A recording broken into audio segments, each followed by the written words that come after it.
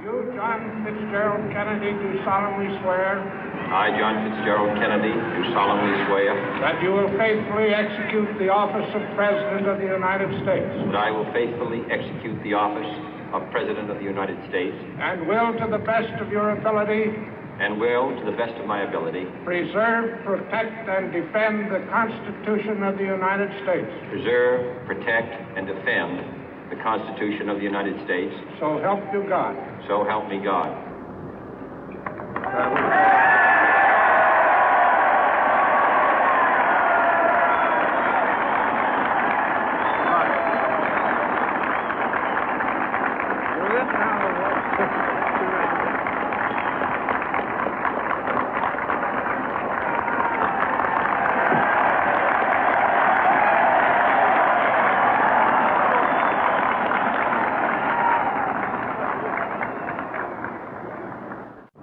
Vice President Johnson, Mr. Speaker, Mr. Chief Justice, President Eisenhower, Vice President Nixon, President Truman, Reverend clergy, fellow citizens.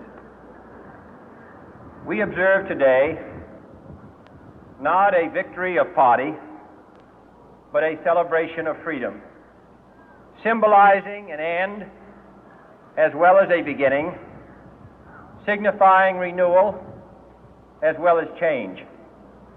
For I have sworn before you and Almighty God the same solemn oath our forebears prescribed nearly a century and 3/4 ago. The world is very different now, for man holds in his mortal hands the power to abolish all forms of human poverty and all forms of human life. And yet the same revolutionary beliefs for which our forebears fought are still at issue around the globe. The belief that the rights of man come not from the generosity of the state, but from the hand of God. We dare not forget today that we are the heirs of that first revolution. Let the word go forth from this time and place to friend and foe alike that the torch has been passed to a new generation of Americans born in this century, tempered by war, disciplined by a hard and bitter peace, proud of our ancient heritage, and unwilling to witness or permit the slow undoing of those human rights to which this nation has always been committed and to which we are committed today at home and around the world.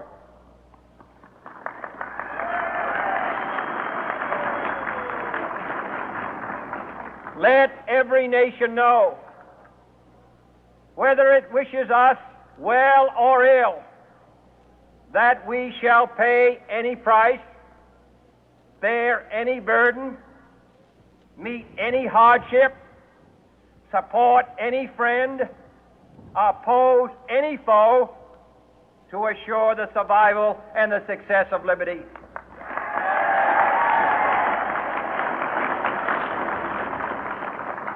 This much we pledge and more. To those old allies whose cultural and spiritual origins we share, we pledge the loyalty of faithful friends. United, there is little we cannot do in a host of cooperative ventures. Divided, there is little we can do, for we dare not meet a powerful challenge at odds and split asunder.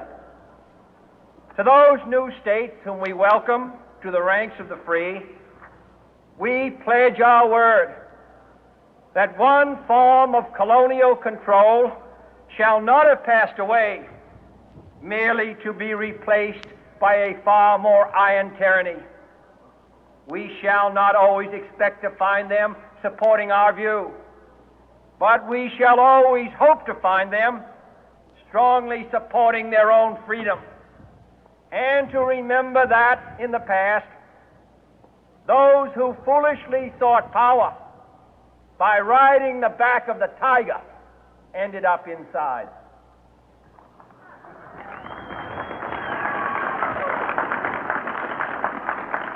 To those people in the huts and villages of half the globe struggling to break the bonds of mass misery, we pledge our best efforts to help them help themselves for whatever period is required, not because the communists may be doing it, not because we seek their votes, but because it is right.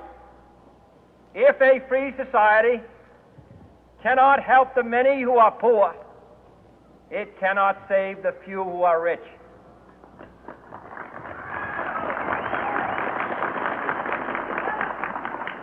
To our sister republics south of our border, we offer a special pledge to convert our good words into good deeds, in a new alliance for progress, to assist free men and free governments in casting off the chains of poverty.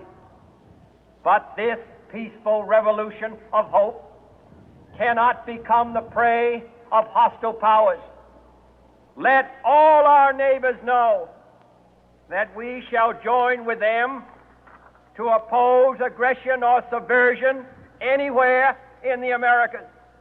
And let every other power know that this hemisphere intends to remain the master of its own house.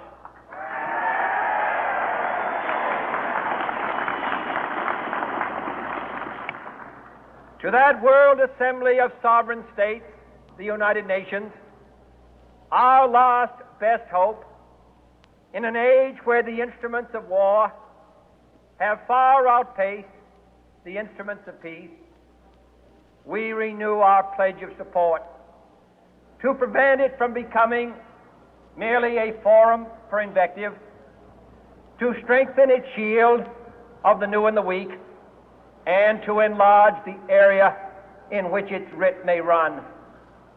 Finally, to those nations who would make themselves our adversary, we offer not a pledge, but a request that both sides begin anew the quest for peace.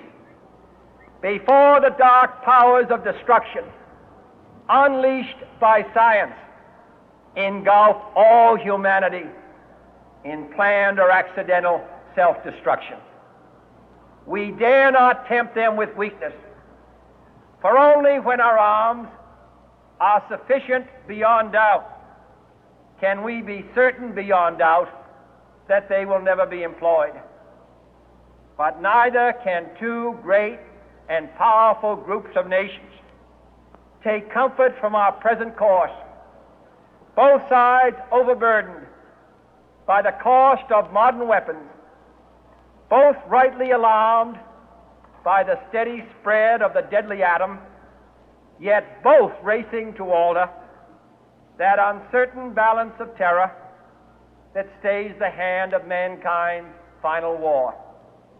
So let us begin anew, remembering on both sides that civility is not a sign of weakness, and sincerity is always subject to proof.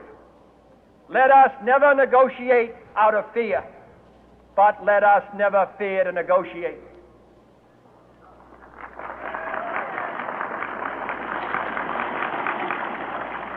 Let both sides explore what problems unite us, instead of belaboring those problems which divide us.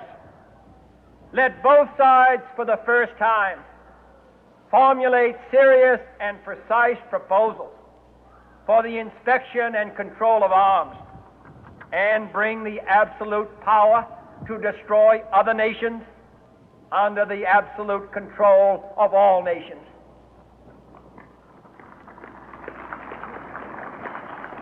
Let both sides seek to invoke the wonders of science instead of its terrors. Together, let us explore the stars, conquer the deserts, eradicate disease, tap the ocean depth, and encourage the arts and commerce. Let both sides unite to heed in all corners of the earth the command of Isaiah to undo the heavy burden and let the oppressed go free. And if a beachhead of cooperation may push back the jungle of suspicion, let both sides join in creating a new endeavor, not a new balance of power, but a new world of law, where the strong are just and the weak secure and the peace preserved. All this will not be finished in the first 100 days, nor will it be finished in the first 1,000 days, nor in the life of this administration, nor even perhaps in our lifetime on this planet. But let us begin.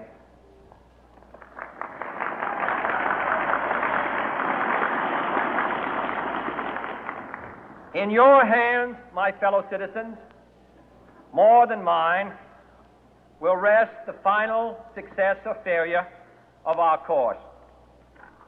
Since this country was founded, each generation of Americans has been summoned to give testimony to its national loyalty. The graves of young Americans who answered the call to service surround the globe. Now the trumpet summons us again, not as a call to bear arms, though arms we need, not as a call to battle,